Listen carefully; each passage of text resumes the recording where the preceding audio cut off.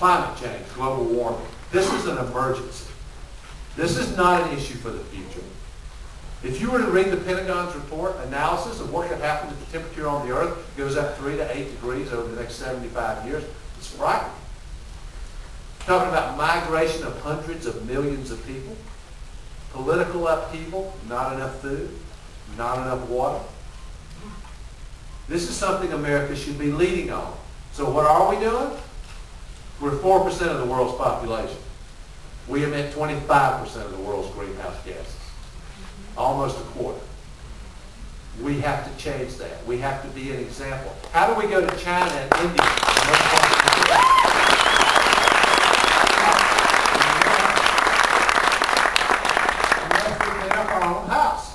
We need to clean up our own house. We use 22 million barrels of oil a day. 12 million of those barrels are imported. We're the largest consumer of oil on the planet. It has to change. Here are the things that I believe we should do to set an example and to give us credibility and go with the rest of the world. First, we need a serious national investment in clean, renewable alternative sources of energy. Wind, solar, biofuels. Second, I think the President of the United States should ask Americans to be patriotic about something other than war.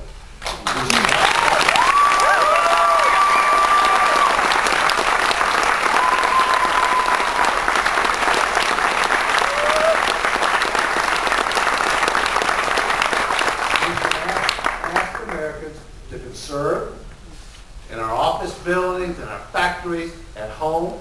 We should drive more fuel-efficient vehicles. We have to be willing to do these things because it's important to America. It's important to America's strength. I also, and this is a more radical idea, but I think it's required under the circumstances, I think we ought to put a national cap on carbon dioxide emissions, and I think we ought to ratchet that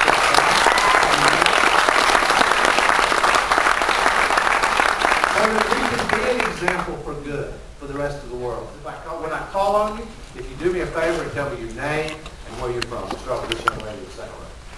Senator Edwards, it is an honor to be in front of you today. My name is Courtney Frixell. I've lived in Nashville, Tennessee.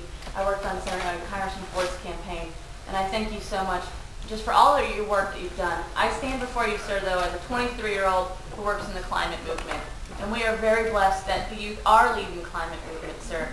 And I thank you so much for yesterday announcing that you're going to make your campaign climate neutral. That was a huge...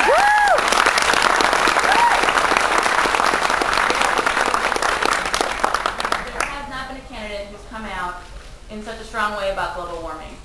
As youth, we are asking that candidates ask for 80% reductions by 2050, the only scientifically based way that we can save this world for your children, for your grandchildren, for my grandchildren.